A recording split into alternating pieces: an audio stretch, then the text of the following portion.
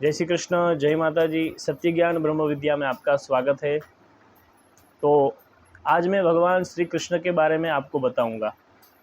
तो आज मैं जो भगवान श्री कृष्ण के बारे में आपको बताने वाला हूं वह उनकी शादी से रिलेटेड है, क्योंकि कल के वीडियो में मैंने बताया था कि भगवान ने 16,008 शादी क्यों की, उसके बारे में मैं आपको बता रहा हूँ।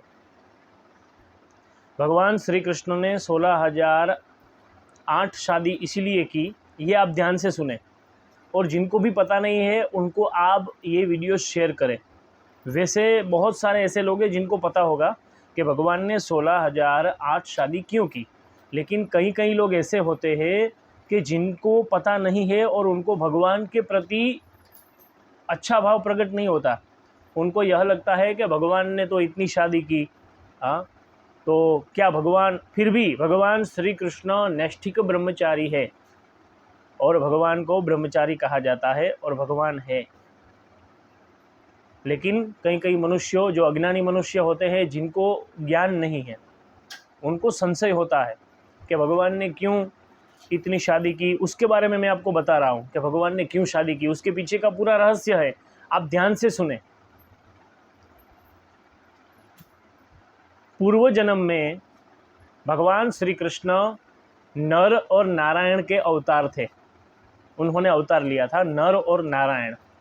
वो दोनों तपस्या कर रहे थे। तभी इंद्रादि देवताओं ने अप्सराओं को भेजा कि आप जाके इन दोनों की तपस्या भंग करें, क्योंकि इन्होंने बहुत उग्र तप किया था और इंद्र को ऐसा लग रहा था कि यह मेरे सिंहासन ले लेंगे तप के द्वारा। तो इसीलिए उनका तप भंग करने के लिए इंद्र महाराज ने 16,000 सुंदर अप्सराओं को वहाँ पे भेजा कामदेव के साथ। सभी ने बहुत प्रयत्न किया, लेकिन नर और नारायण की तपस्या को वो खंडित नहीं कर पाए।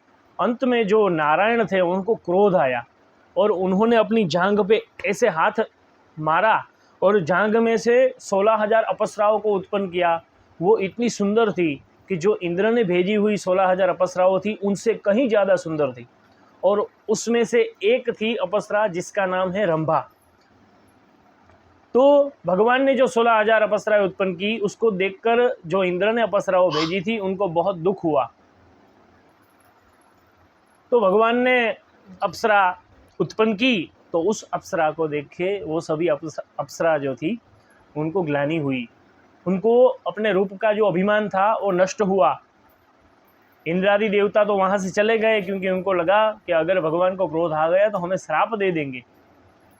लेकिन ये जो 16,000 अप्सरा थी वो भगवान को देखती रह गई और दोनों हाथ जोड़कर भगवान को प्रार्थना की, प्रभु हमें क्षमा कर दे, हम अपनी मर्जी से यहाँ पे नहीं आए हैं, इंद्र ने हमें कहा इसीलिए हम यहाँ पे आए हैं, आप हमें क्षमा कर दीजिए, और ये जो सुंदर अप्सरा आपने उत्पन्न की है उनको आप वापिस अपनी माया से समेट लीजिए।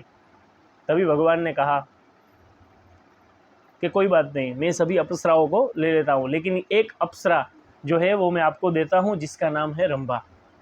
रंभा नाम की अप्सरा फिर भगवान ने इंद्र महाराज को दे दी। और वो सभी अप्सरा जो थी वो भगवान को प्रार्थना करने लगी कि प्रभु आपका जो स्वरूप है वो हमें बहुत अच्छा लगता है, हम मन से आपको पति मानने लगी है। 16,000 जो अप्सराएं थी वो भगवान को पति मानने लगी।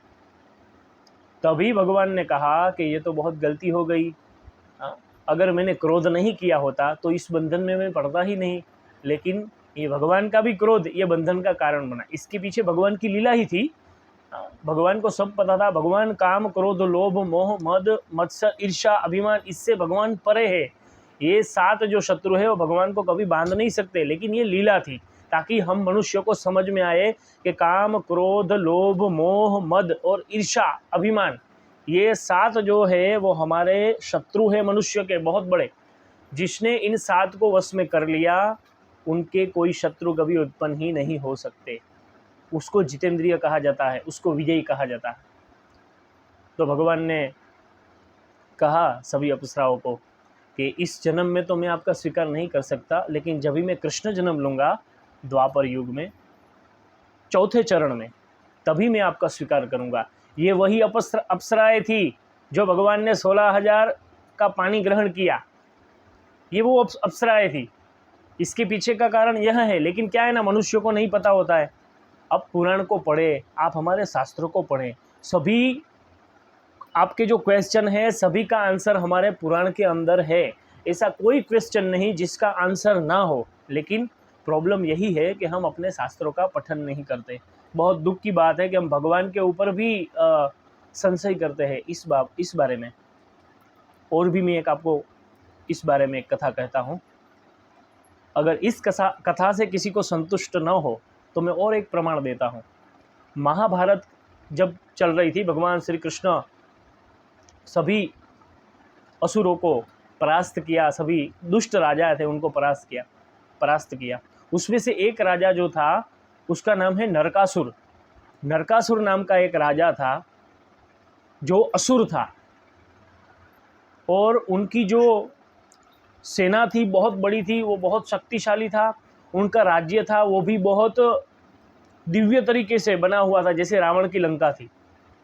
7 कोठे होते थे, उनको भेद के फिर उनका राज्य आता था, लेकिन वो जो 7 कोठा होता था उनको कोई भेद नहीं पाता था। ऐसा वो नरकासुर था, उनका राज्य भी इतना बड़ा था। लेकिन भगवान नारायण गरुड़ के ऊपर विराजमान होकर सत्यभामा के साथ नरकासुर के नगर में प्रवेश किया, और सब तक जो कोठे थे 7 किले उनको भेद दिए भगवान ने, और नरकासुर तक पहुंच गए भगवान, और नरकासुर का भगवान ने संहार किया, श्री कृष्ण भगवान ने। लेकिन नरकासुर जिस भी राजा को परास्त करता था उनकी बहू बेटी उनकी स्त्रियों को वो ले लेता था। अब आप सोचिए, आज से 50-60 साल पहले घर की स्त्री अगर कहीं पे रह के आई होती घर पे तो कोई उनका स्वीकार नहीं करता था। उसका और एक मैं प्रमाण देता हूँ। महाभारत के अंदर अंबा, अंबिका और अंबालिका ये 3 रानियां थी। भीष्म पितामह उनको स्वयंवर में जीत कर लाए।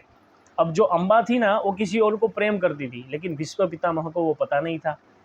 भीष्म पितामह ने कहा कि मुझे शादी नहीं करनी, मैं अपने लिए ये स्वयंवर के लिए आपको जीत के नहीं लाया, मैं अपने पुत्रों के लिए आपको जीत के ले जा रहा हूँ, आप उनसे शादी करें। मैंने तो अखंड ब्रह्मचर्य का व्रत लिया है, तो मैं तो शादी नहीं करूँगा। लेकिन जो अंबा थी ना, जब भीष्म पितामह तीनों को लेकर जा रहे थे अपने हस्तिनापुर, तभी अंबा ने कहा कि भीष्म आप रथ को रोकिए, आप इस तरह से नहीं कर सकते, क्योंकि मैं किसी और को प्यार करती हूँ, किसी और को प्रेम करती हूँ।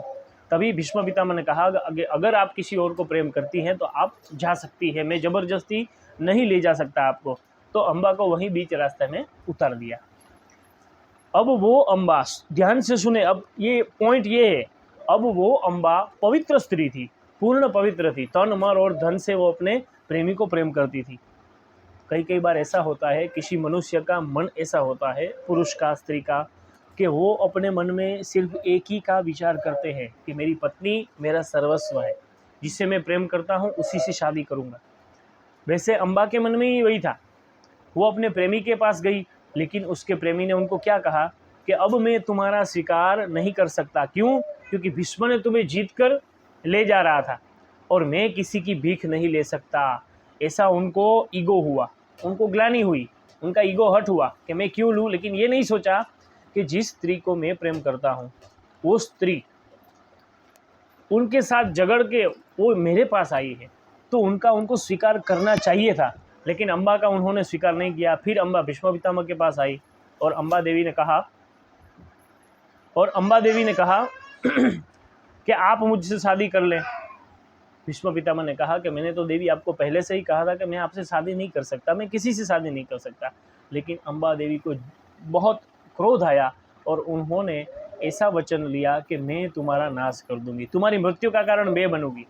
अब इस प्रतिशोध की अग्नि को लेकर वो अंबा परशुराम के पास जा रही है, लेकिन वो भी भीष्म पितामह के कहने के बाद। भीष्म पितामह ने कहा अगर तुम्हें मुझसे बदला लेना है, मुझे दंड देना है, तो इस पृथ्वी में परशुराम के अलावा, मेरे गुरु के अलावा कोई मुझे दंड दे नहीं सकता, तो तुम उनके पास जाओ।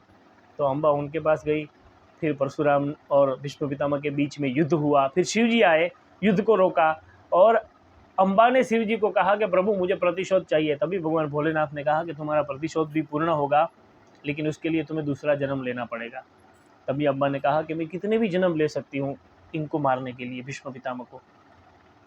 तो आप सोचिए कि अगर अम्बा ने ये ग्लानि, ये जो मन में जो प्रतिशोध था, वो अगर नहीं लिया होता तो उनका भी कल्याण हो जाता और पूरे विश्व का भी कल्याण होता।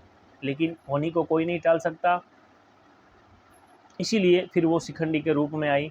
और आप सबको पता है अर्जुन के द्वारा कैसे भीष्म पितामह ने अपने शरीर का त्याग किया युद्ध में से।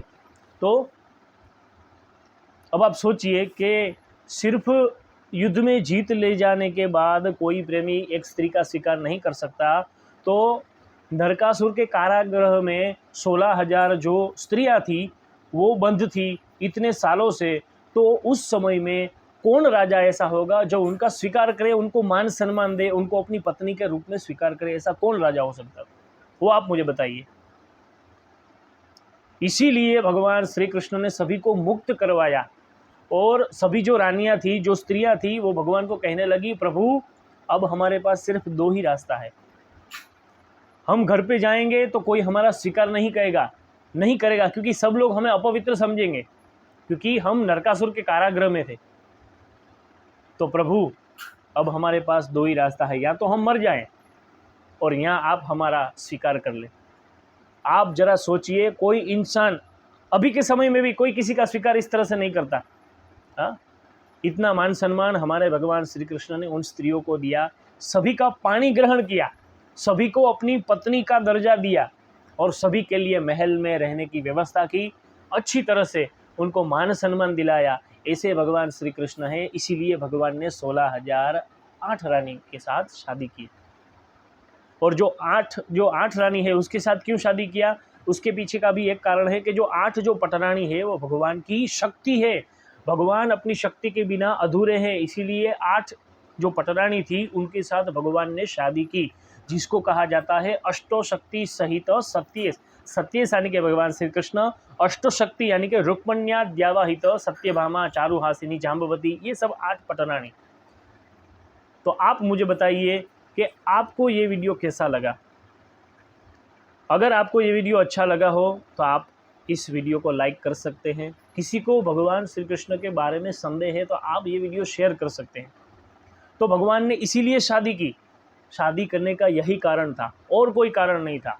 और भी मैं आपको एक बात बताता हूँ कि भगवान के इतने संतान क्यों हुए, उसके बारे में, ये थोड़ा विस्तार का विषय है, तो उसके बारे में मैं दूसरे वीडियो में बताऊंगा, वरना ये वीडियो बहुत लंबा हो जाएगा तो फिर किसी को देखने में भी प्रॉब्लम होगा। तो आज के लिए इतना ही रखिए, कल मैं आपको भगवान श्री कृष्ण के संतान के बारे में बताऊंगा, भगवान के इतने संतान क्यों हुए। तो आज के लिए इतना ही। जय श्री कृष्ण, जय माता जी। ऐसे ही ज्ञानपूर्ण वीडियो देखने के लिए आप हमारी चैनल पर बने रहे। जय माता जी।